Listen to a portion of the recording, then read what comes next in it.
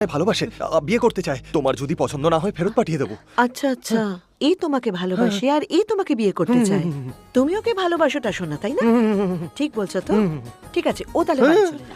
বৌদি, এই, please, please. তাহলে এই নাটক আমার সামনে করিস না। আসল গল্পটা কি শুনি, সত্যি করে বল আমাকে।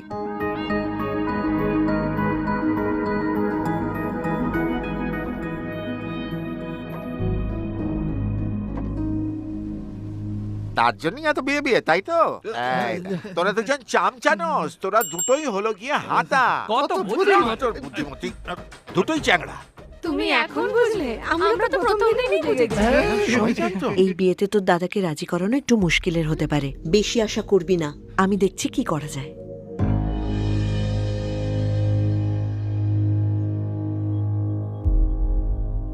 মানে তুমি আমাদের জন্য এখানে আসোনি?